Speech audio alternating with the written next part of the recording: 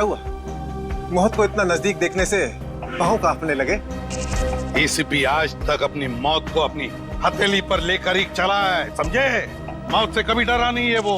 इतनी बड़ी बड़ी बातें हैं, अब बातों का वक्त नहीं है, अब एक्शन का वक्त है। कूदो एसीपी, छलांग लगाओ। 1 मिनट, लेकिन तुम पर कैसे विश्वास कर सकता हूँ कि मेरे कूदने के बाद तुम इन तीनों को छोड़ दोगे? तुम्हारे पास और कोई चारा भी नहीं। कूदो एसीपी।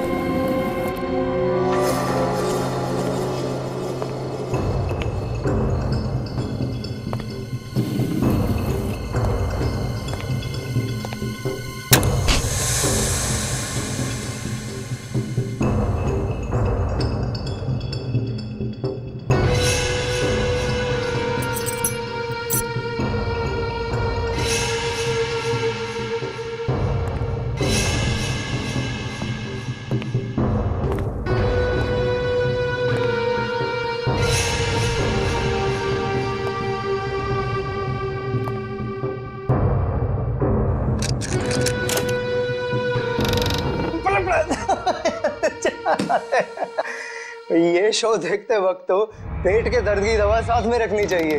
हंसते हंसते पेट दर्द हो गया।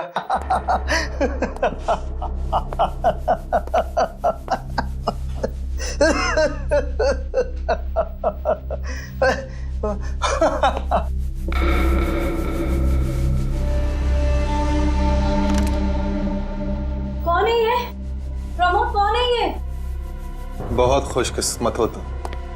मौत से कुछ पल पहले इतनी हंसी और इतनी खुशी हर किसी को नसीब नहीं होती। कौन हो तुम? अंदर कैसे आए? मौत को अंदर आने के लिए किसी न्योते की जरूरत नहीं पड़ती है।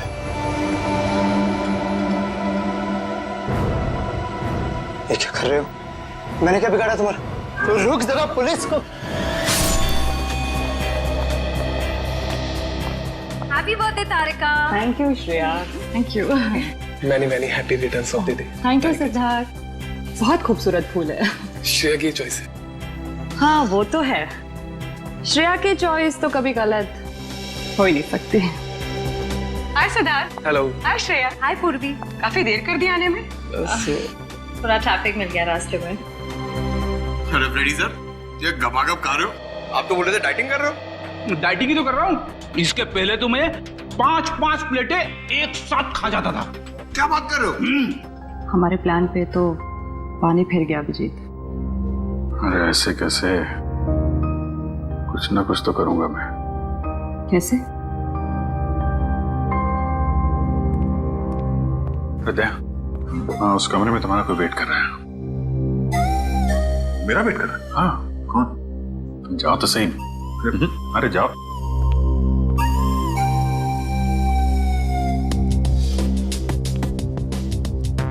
हे सिद्धार्थ, वो तुम्हें मेरी जासूसी नॉवेल्स की कलेक्शन देखनी थी ना? चलो दिखाती हूँ। चलो श्री। अरे कभी तो श्रेया को अकेले छोड़ो। ऐसी कोई बात नहीं है ना? चलो। इट्स ओके सिद्धार्थ, जाओ तो। चलो।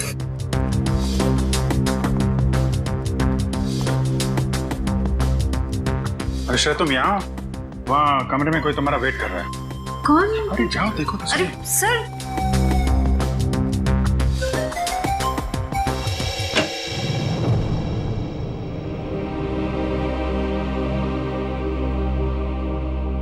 श्रेया, अच्छा किया तुम सिद्धार्थ को अपने साथ यहाँ ले आई। I am very sorry. उस दिन मैंने आपके साथ बहुत बुरा बिहेव किया था।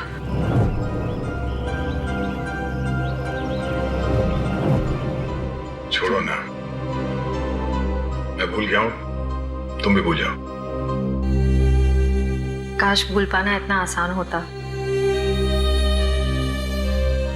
जिंदगी कितनी सिंपल हो जाती ना।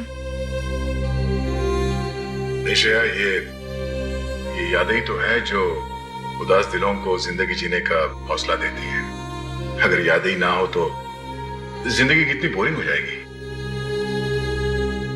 तो क्या तुमने सिद्धार्थ से शादी करने का फैसला कर लिया? मेरा दिल कुछ और कह रहा है, दिमाग कुछ और। मैं जानता हूँ श्रेया, हमारे काम में हम दिल की नहीं दिमाग की सोचते हैं, मगर एक बार सीआईडी ऑफिसर ने एक आम लड़की की तरह सोचो।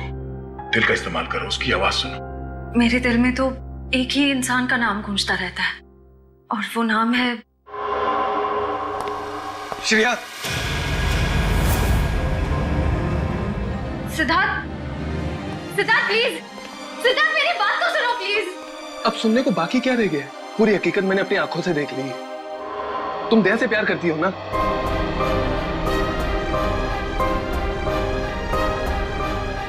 सिद्धार्थ, मैं इस बारे में तुमसे बात करने वाली थी।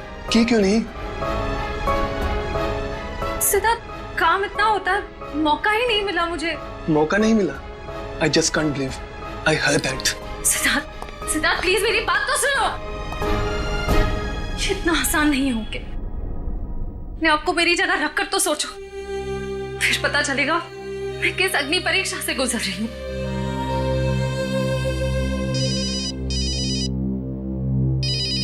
हेलो, कौन? सर, दोनों पति पत्नी थे, प्रमोद और शांति।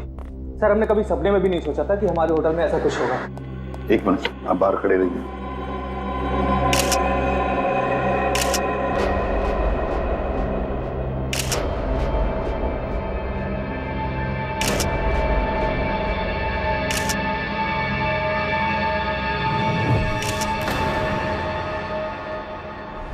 माय गॉड, दोनों की लाशें ऐसी इस अवस्था में।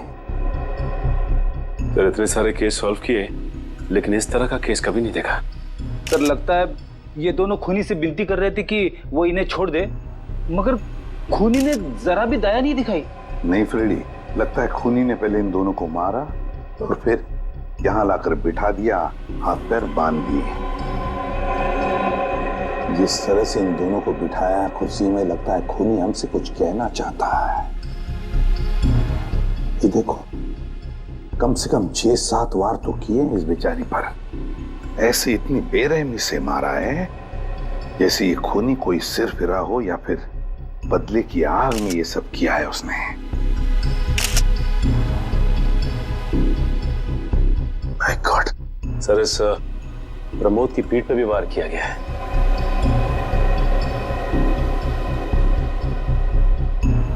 क्या हुआ? सर, इसकी सांसें चल रही है, जिंदा ही। प्रमोद जिंदा है? तो जल्दी से इसे हॉस्पिटल ले जाओ, इसका जिंदा रहना बहुत जरूरी है। संभाल के, चलो। आजा।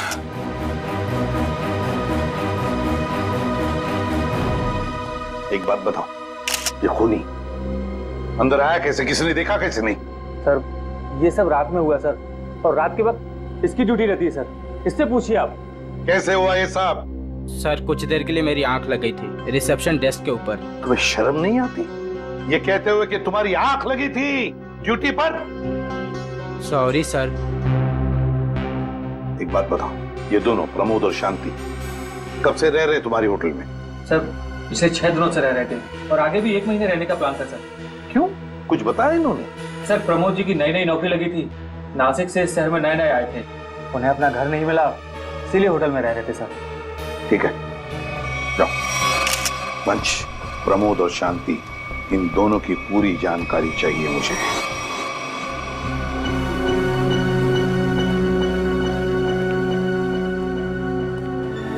हाँ सचिन, ये प्रमोद कैसा है? सर, डॉक्टर ने ऑपरेशन शुरू कर दिया है, थोड़ी देर में पता चल जाएगा सर। लगता है सचिन, ये खूनी शांति को ही मारने आया था, प्रमोद को नहीं। देखो ना, उसने प्रमोद पर सिर्फ एक ही वार किया और फिर देखा तक नहीं कि वो जिंदा है या मर गया।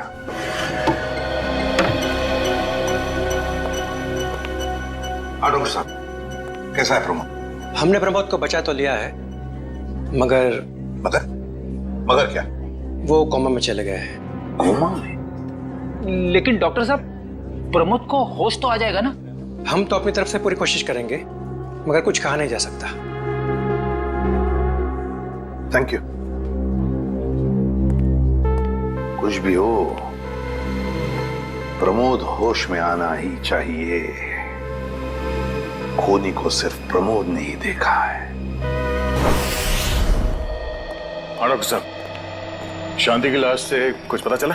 दया, मौत की वजह तो तुम लोगों को क्राइम स्पॉट पे ही पता चल गई होगी। पेट पर चाकू के इतने सारे घाव हैं, उसी की वजह से मौत हो गई बेचारे की। हाँ, वो तो हमें पता चल गया था। उसके अलावा कुछ और? हाँ, एक खास बात। 2 महीने पहले इसका किडनी का ऑपरेशन हुआ था।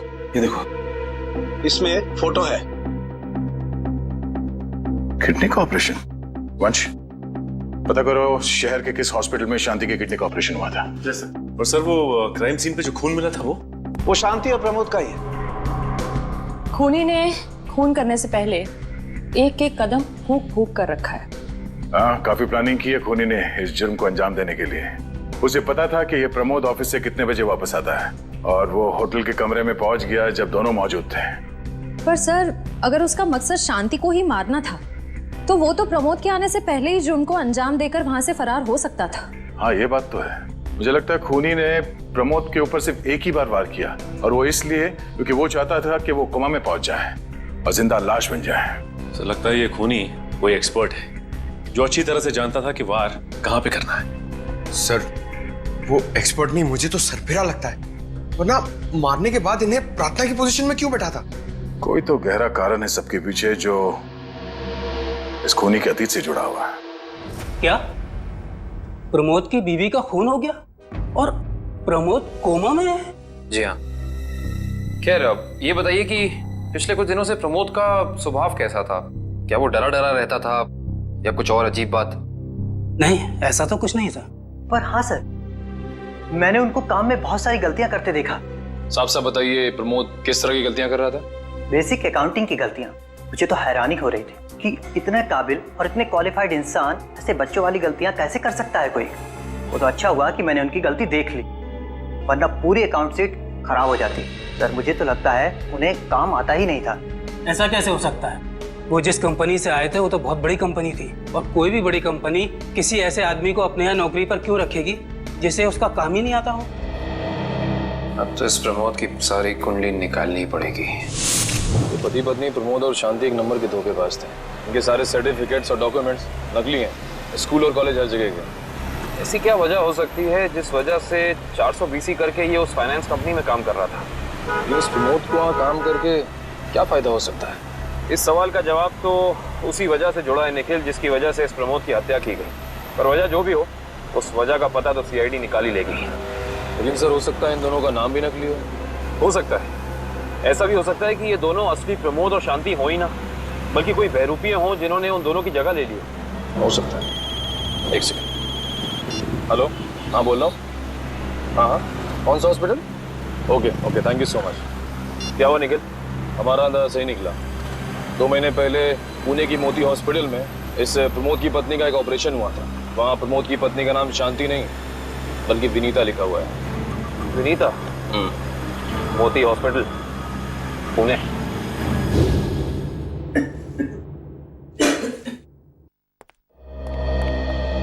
एक्सक्यूज मी, एक वक्त पे सिर्फ एक ही मरीज अंदर आएगा? हम लोग सीआईडी से। सीआईडी? मगर यहाँ मुजरिम कौन है? इसी की तलाश है हमें। एक्चुअली आपके हॉस्पिटल में 2 महीने पहले एक ऑपरेशन हुआ था, उसी के बारे में कुछ जानकारी चाहिए हमें। किसका ऑपरेशन? ये दोनों आपकी हॉस्पिटल में आए थे? ये तो मिसेस विनीता कुमार हैं। हाँ, मिसेस विनीता कुमार। और ये इनके पति, इनकी मौत हो गई? जी हाँ, विनीता कुमार का खून हो चुका है और उनके पति प्रमोद अब कोमा में है। डॉक्टर, ये बताइए कि मिसेस विनीता कुमार ने किडनी का ऑपरेशन कराया था ना? जी हाँ। हम उसके मेडिकल रिपोर्ट्स देख सकते हैं? यहाँ पे तो पति का नाम त्रिलोक कुमार लिखा है। मतलब त्रिलोक बन गया प्रमोद और विनीता बन गई शांति। इस पेपर में उनके घर का एड्रेस लिखा हुआ है। चल के पता करें, शायद कुछ पता चल जाए। नहीं निखिल, कोई फायदा नहीं होगा। इनकी पहचानों की तरह इनका एड्रेस भी नकली होगा, देखना। हाँ, हमने इन्हें ऑपरेशन के कुछ रिपोर्ट्स कोरियर की थी, मगर वो कोरियर वापस आ गए थे। डॉक्टर, ये बताइए कि इन्होंने ऑपरेशन का पेमेंट कैश में की थी या चेक से या किसी कार्ड से? इंश्योरेंस के जरिए। इंश्योरेंस? उस इंश्योरेंस कंपनी के कोई कागजात, कोई डॉक्यूमेंट्स हैं आपके पास? हाँ, इसी फाइल में होंगे। गुड।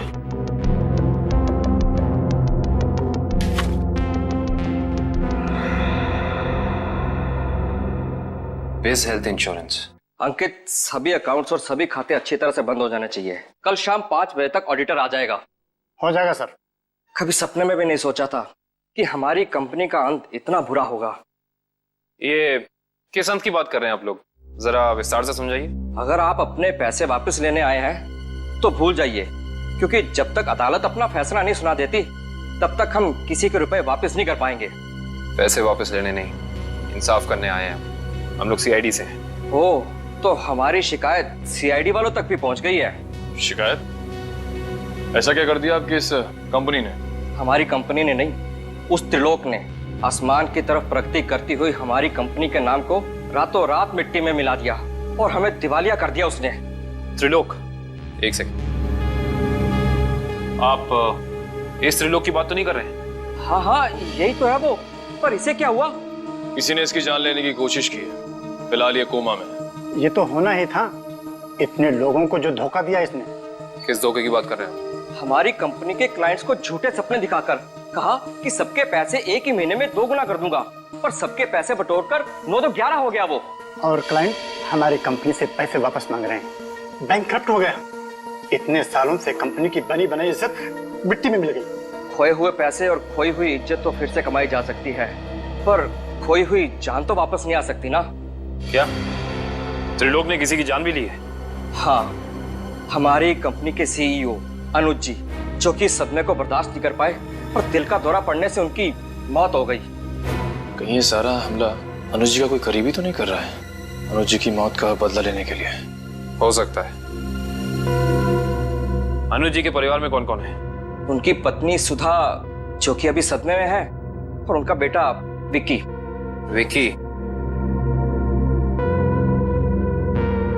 इस विक्की का फोन नंबर दीजिए जरा। विक्की के फोन का सिग्नल यहीं आसपास बता रहा है। होगी मैं। अच्छा, अभी भी मागाधीर रोड की तरफ मुड़ा है। मागाधीर?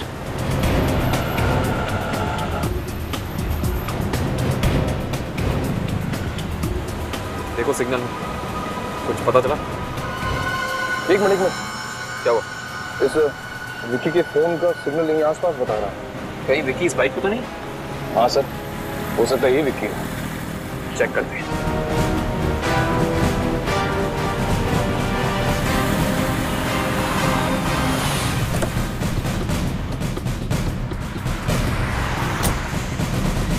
सुनो भाई साहब, तुम ही विक्की हो? हाँ, और ये क्या बदतमीजी है? तुम लोग मेरा नाम कैसे जानते हो? तुम्हारा नाम और तुम्हारे सारे कारनामों के बारे में जानते हैं हम। सीआईडी। सीआईडी? इस शहर में क्या कर रहा है? हा? कुछ काम था, और तुम लोग मेरा पीछा क्यों कर रहे हो? बकवास बंद कर। दो खून करके भाग रहा हो, कह रहा है सीआईडी पीछा क्यों कर रही है? मैंने कोई खून नहीं किया है। अच्छा, त्रिलोक और विनीता का खून नहीं किया तुमने? त्रिलोक और विनीता मर चुके हैं? ड्रामा बनकर अपना पूरा इतिहास है तेरा हमारे पास। उन दोनों ने तुमसे तुम्हारे पिता को छीना, उसका बदला लेने के लिए तुम यहाँ आए हो उनके पीछे। हाँ, मैं बदला लेने जरूर आया था, पर मैंने उनका खून नहीं किया। देख, सच बोल दे समझा, नहीं अपनी शक्ल नहीं पहचान पाएगा। मैं सच कह रहा हूँ, मैंने किसी तरह उनके बारे में पता किया। मैं उनके होटल भी गया था, मगर जैसे मैं उनके कमरे की तरफ जा रहा था, मैंने उनके कमरे में एक आदमी को जाते हुए देखा। कौन सा आदमी था वो? उसके चेहरे को ठीक से देख नहीं पाया मैं। तुम्हें जो भी याद है, जितना भी याद है, साफ साफ बताओ। कद लगभग 6 फीट, ओवरकोट पहना हुआ था उसने, और उसके बाल लंबे थे यहाँ तक। हाँ, और उसने एलिगेटर शूज पहने हुए थे। Alligator shoes? हेलो, एक और खून?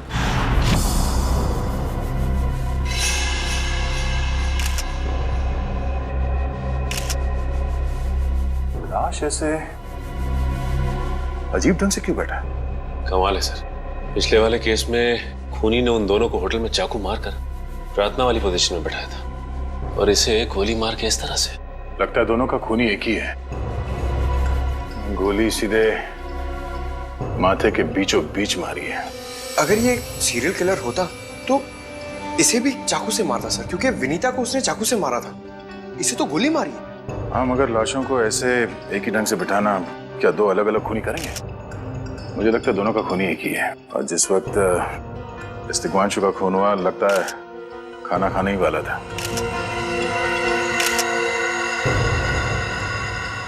तो यहाँ पे दूसरी प्लेट भी पड़ी है। कहीं ऐसा तो नहीं कि ये तिग्मांशु की बीवी के लिए थी? मैम सब तो एक हफ्ते के लिए गाँव गई हुई है, एक हफ्ते के बाद लौटेगी। तो क्या घर में कोई और आदमी था जिसके लिए तिग्मांशु ने एक और प्लेट में खाना डाला? नहीं साहब। अच्छा, जब तुम घर वापस आए उस वक्त ये दरवाजा खुला था या बंद था? नहीं साहब, बंद था। तो फिर तुम घर के अंदर कैसे आए? साहब ने एक चाबी मेरे पास भी दे रखी है।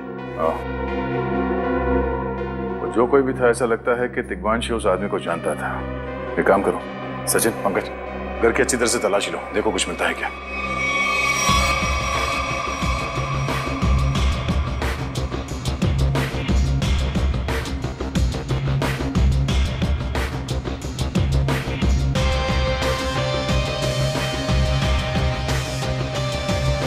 साहब। हाँ सचिन। हाँ सचिन। ये देखिए सर, यहाँ से शीशा निकाला गया है, चिटकनी खोली गई है और यहाँ से बाहर जाने का रास्ता भी है। मतलब कोई अंदर यहाँ इस खिड़की से आया था? लेकिन इस घर में तो सेफ्टी अलार्म भी है सर। अगर यहाँ से कोई अंदर आया है तो सेफ्टी अलार्म बजना चाहिए था और सिक्योरिटी गार्ड को भी अंदर आना चाहिए था। अब इसका जवाब तो सिक्योरिटी गार्ड ही देगा।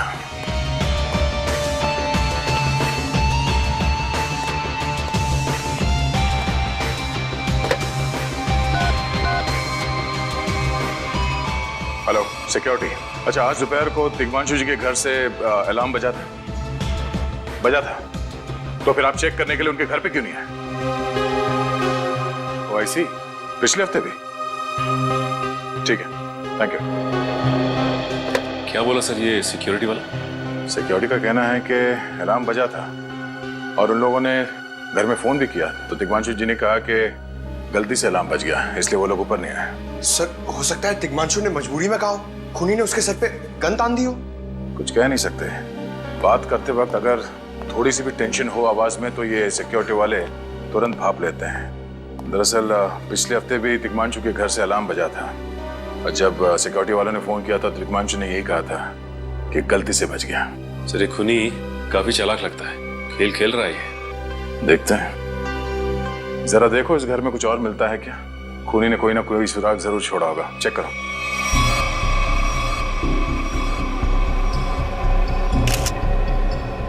सर एक मिनट सर।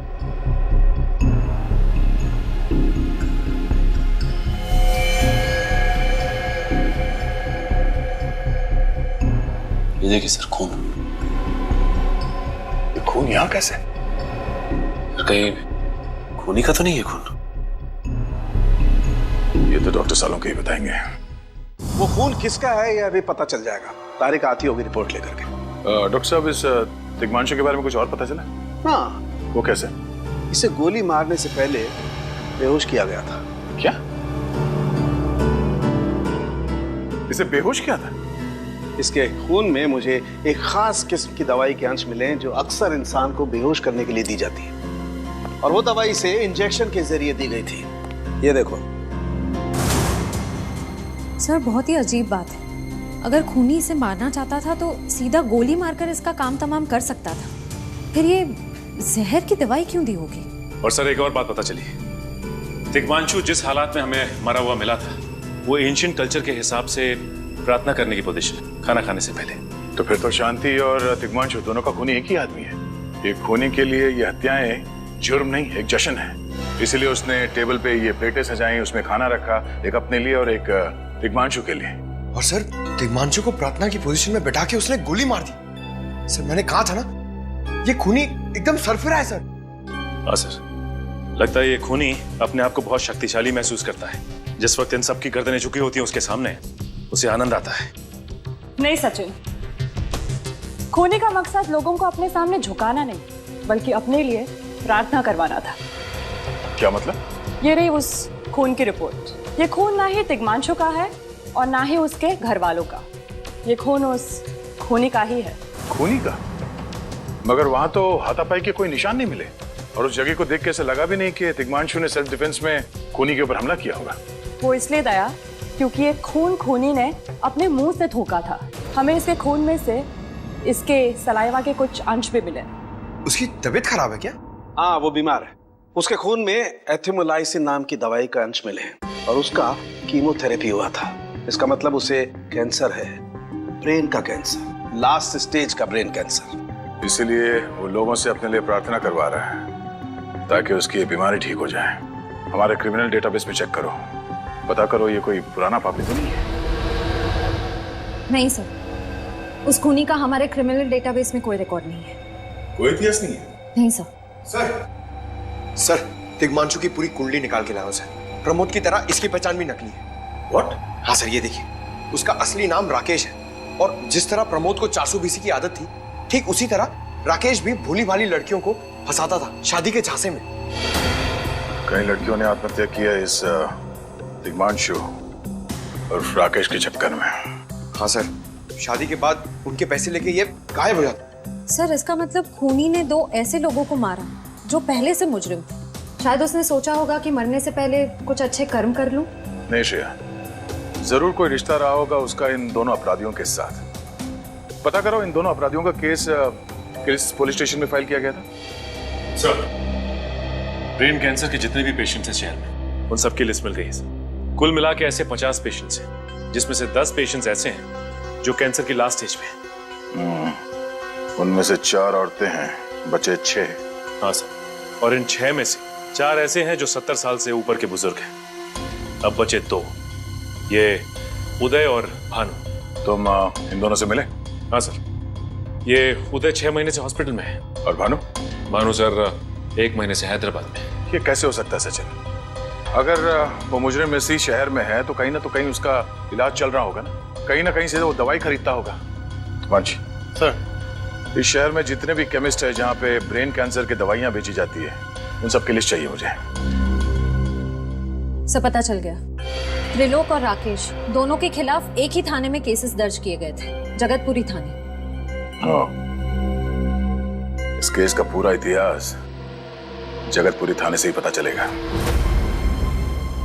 एक्सक्यूज मी, आपकी दुकान पे ब्रेन कैंसर की दवाइयाँ बेची जाती हैं? जी हाँ, हमारी दुकान उन चुनिंदा दुकानों में से है जहाँ ये दवाई आपको मिलेगी। वैसे ये दवाइयाँ बहुत कम लोग खरीदते होंगे नहीं? जी, बहुत महंगी है एक्चुअली।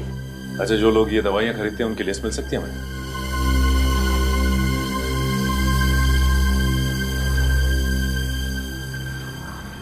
ये रही वो लिस्ट।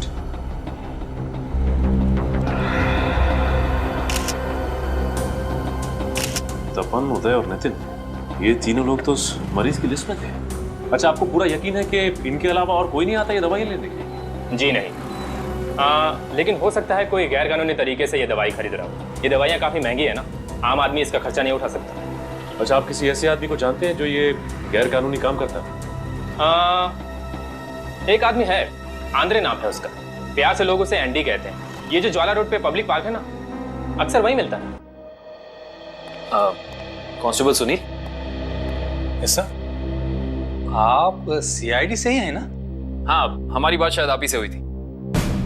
साहब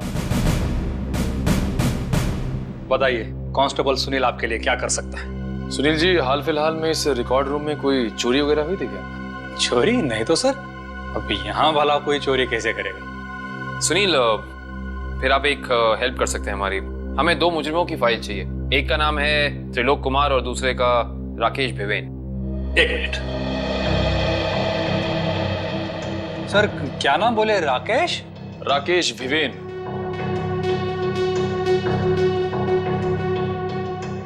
कमाल है, इसकी फाइल तो है नहीं यहाँ पे। अच्छा, वो दूसरा नाम क्या बोले? त्रिलोक कुमार। इसकी भी नहीं है? दोनों की फाइल्स नहीं? हाँ सर, लेकिन यहाँ पर चोरी की तो कोई घटना नहीं घटी।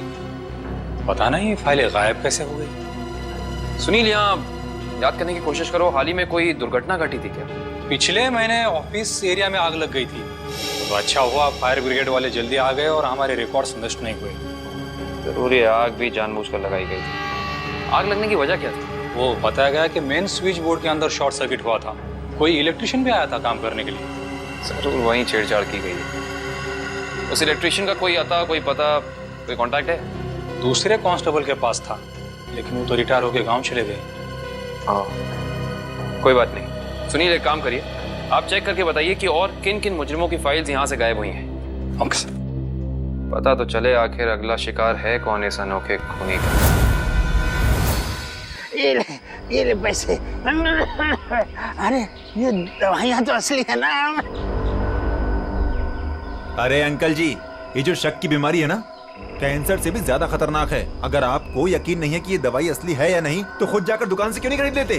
अरे तुम तो बुरा मान गए, मैं तो बस ऐसे ही पूछ रहा था, मेरा मतलब वो नहीं। जानते हो, इस तरह से दवाइयाँ बेचना और खरीदना दोनों गैर कानूनी है।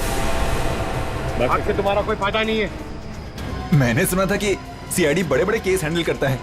मैं तो छोटा मोटा चोर हूँ, जाने दो ना साहब। हाँ मिस्टर छोटे चोर, ये बताओ कि तुम्हारे पास से ये दवाइयाँ खरीदने के लिए कोई ऐसा आदमी आता था जो 6 फीट लंबा था और लंबे लंबे बाल थे उसके, और वो एलिगेटर वाले शूज पहनता था? हाँ, वही जो आगे से नुकीला होता है। हाँ, आया था चिराग। आप लोग चिराग को ढूंढ रहे हो? हाँ। कहाँ मिलेगा ये चिराग? हाँ? चिराग? लगता है चिराग घर पर नहीं है। कमरे अच्छी तरह से चेक करो, देखो कुछ मिलता है क्या। पंकज, कंप्यूटर चेक करो।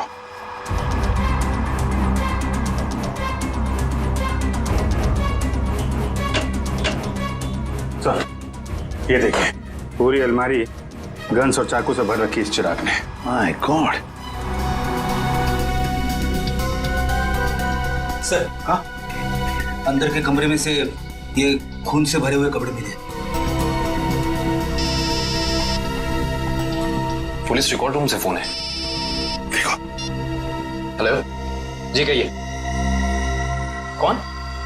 संदीप, स्वाधीन और हेमंत। ओके, ठीक है। कौन है ये लोग? सर, त्रिलोक और तिग्मांशु की तरह इन तीनों की फाइल भी चोरी हुई है पुलिस रिकॉर्ड रूम से। मतलब अभिजीत, अब ये चिराग इन तीनों में से किसी एक को मारने वाला है। सर एक सेकंड, ये देखिए सर, इस कंप्यूटर की फाइल में इन तीनों की फाइल है। सर ये तीनों भाई हैं और बदमाश भी हैं, और इन्होंने 3 खून किए हुए हैं सर। यहाँ पे 2 एड्रेस है, एक चीकूवाड़ी और एक चारको। चारको पर चीकूवाड़ी। एक काम करते हैं अभिजीत, हम दोनों चीकूवाड़ी चलते हैं और तुम लोग तीनों भी चारकोप चले जाओ। Yes sir. हाँ सर। चलो अभिजीत।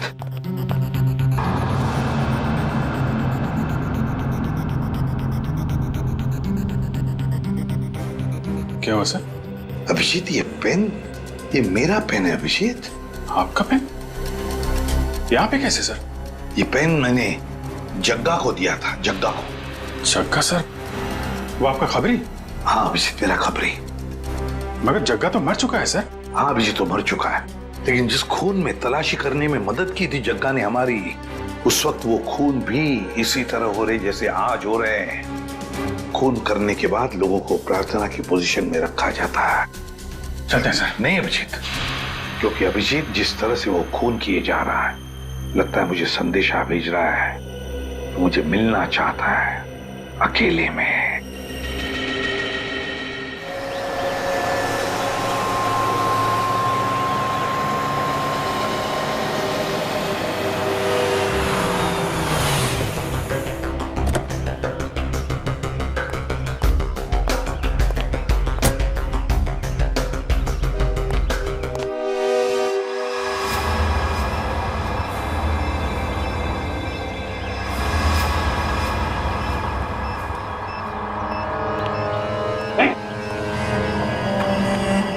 प्लीज हमें बचा लीजिए, किसी तरह हमें मार डालेगा।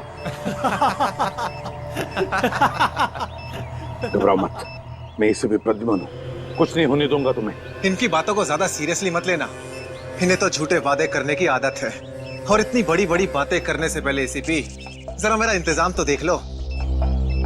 बस रिमोट के इस बटन को दबाना है और ये तीनों हमेशा के लिए बूम, धरती से गायब।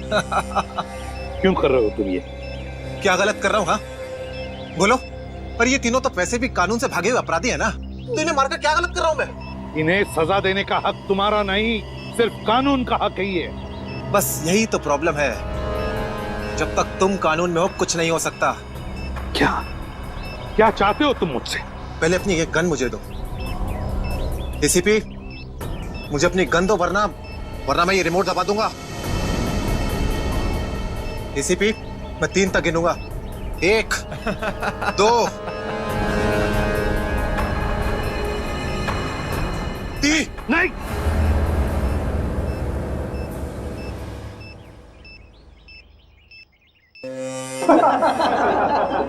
बहुत अच्छे, बहुत अच्छे। तो तुम जानना चाहते थे ना कि मैं तुमसे नफरत क्यों करता हूँ? हाँ। जग्गा खबरी का नाम ध्यान है? याद है मुझे। मैं उन्हीं का बेटा हूँ। पता चल चुका था मुझे। एसीपी, तुमने मेरे पिताजी से वादा किया था ना कि तुम उनका बाल भी बाका नहीं होने दोगे। फिर क्यों नहीं बचा सके उन्हें? बोलो। देखो चिराग, तुम्हारे पिताजी की मौत का बोझ आज भी मेरे दिल पर है। बंद करो ये तुम्हारा नाटक। उस वक्त कहाँ थे तुम, जब मेरे पिताजी की मौत के बाद मैं और मेरी माँ दर दर की ठोकरें खा रही थी? खाने के पैसे तक नहीं थे हमारे पास। तो तुम मेरे पास चले आते, मैं कुछ मदद कर सकता था तुम्हारी। क्या कर लेते तुम? हाँ, सिवाय झूठे वादों के। तुम्हें पता है एसीपी, मुझे कैंसर है, आखिरी स्टेज। और ये इसीलिए क्योंकि मेरी माँ के पास पैसे नहीं थे मेरे इलाज के लिए। मैं तुम्हारा दुख समझ सकता हूँ चिराग, तुम्हारी तकलीफ समझ सकता हूँ, मगर इन तीनों ने क्या बिगाड़ा है तुम्हारा? तुम इन तीनों की जान बचाना चाहते हो? हाँ। तो तुम्हें अपनी बलि देनी होगी। क्या मतलब? मतलब तुम इस बिल्डिंग से छलांग लगानी होगी, ताकि फिर कोई जग्गा खबरी सीआईडी का शिकार ना बने।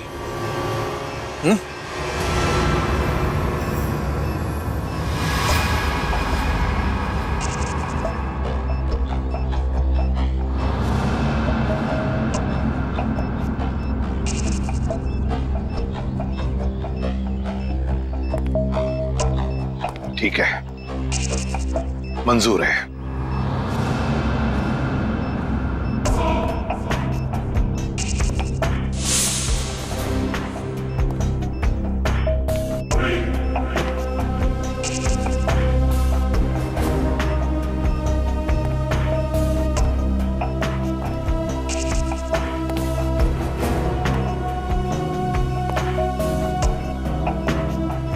चढ़ो एसीपी, चढ़ो।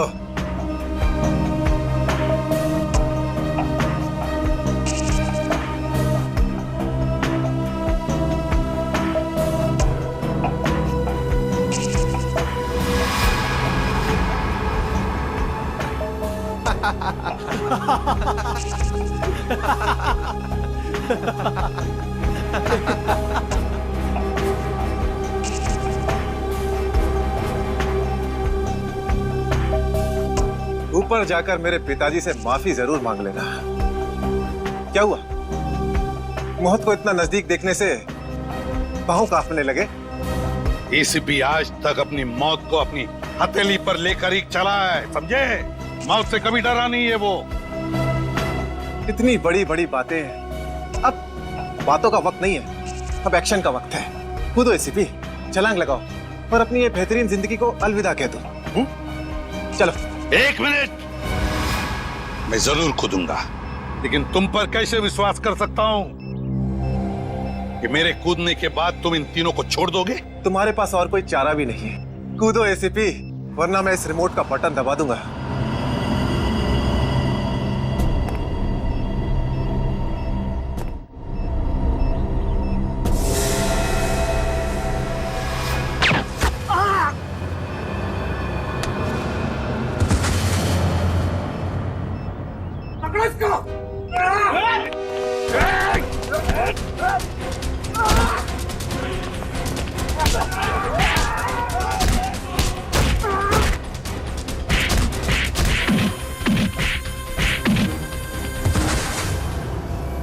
बस मिस्टर चिराग, बहुत चला लिया न्याय की अदालत। सीआईडी का काम सीआईडी को सौंप दो। रेडी? पंकज, उन तीनों के शरीर से बॉम्ब हटा दो संभाल के। और तुम मेरे दोस्त, मेरा खबरी जग्गा के बेटे लगते ही नहीं, उस बेचारे ने तो अपनी जान कुर्बान की हमारी मदद करने में, कानून की मदद करने में। मगर तुम, लानत है तुम पर, जैसे घटिया काम करने निकले थे। 2 खून किए तुमने। तुम्हें तो शायद फांसी ही होगी, फांसी।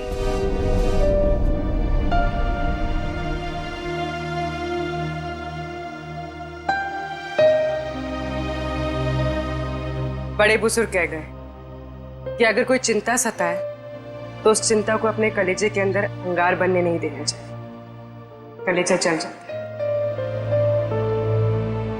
मुझे कोई चिंता नहीं सता रही है। In fact I think I am the luckiest girl in the world right now. CID में सब मेरे काम से खुश हैं। मेरे पास तुम दोनों जैसे दोस्त हैं। मेरी शादी होने वाली है। एक लड़की को और क्या चाहिए होता है? शायद प्यार। प्यार भी तो है ना मेरे पास। मम्मी पापा का प्यार, दोस्तों का प्यार और सिद्धार्थ का प्यार। जुबान की बात दिल से मेल नहीं खा रही है श्रेया। मतलब ये कि दिल की बात जुबान पे लाने का वक्त आ गया है श्रेया। वो श्रेया कहाँ गई? हाँ, जो अपने सारे डिसीजंस खुद लेती थी, जिसे पता था कि उसको अपनी जिंदगी में क्या चाहिए। हाँ श्रेया, अब वक्त आ गया है। तुम्हें किसी एक को चुनना ही होगा। और अगर तुमने एक स्ट्रॉन्ग डिसीजन नहीं लिया ना, तो उसका असर तुम्हारी जिंदगी पर नहीं, बाकी 2 जिंदगियों पर भी पड़ेगा। मैं क्या डिसीजन लूं? किसे चुनूं? उस इंसान को जिसे मैं बहुत प्यार करती हूं, पर उन्होंने कभी अपने प्यार का इजहार नहीं किया, या शायद वो मुझसे प्यार करते ही नहीं, या फिर उस इंसान को जो मुझसे बहुत प्यार करता है, मुझे पलकों पर बैठा कर रखता है। मगर यहाँ पे इम्पोर्टेंट सवाल ये है कि तुम किससे प्यार करती हो? नहीं तारिका, यहाँ ये बात इम्पोर्टेंट है कि अब मैं पीछे नहीं हट सकती। मेरे किसी भी डिसीजन से ना सिर्फ सिद्धार्थ को, बल्कि उसकी और मेरी फैमिली को बहुत दुख होगा। बच्चों जैसी बातें मत करो श्रेया। हर माँ बाप चाहते हैं कि उनके बच्चे को जिंदगी की हर खुशी मिले। तुम सिद्धार्थ के साथ खुश नहीं रह पाई तो क्या अंकल आंटी खुश रह पाएंगे? और अगर तुम खुश नहीं रही तो क्या सिद्धार्थ खुश रह पाएगा? तुम्हारा एक कदम श्रेया बहुत सारी जिंदगियों को अफेक्ट करेगा। तुम बस दिल से काम लो। देखो, दिल हमेशा सही रास्ता दिखाता है। ठीक है, अब से मैं अपने दिल की बात सुनूंगी। अगर मैं किसी भी कदम पर कमजोर पड़ जाऊं तो तुम दोनों को मुझे सही रास्ता दिखाना होगा। हाँ, लेकिन एक शर्त पे। कैसी शर्त?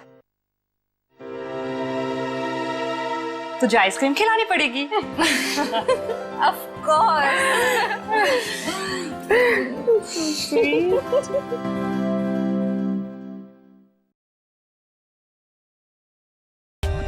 For more updates, subscribe to our channel, click the show links and enjoy watching the videos.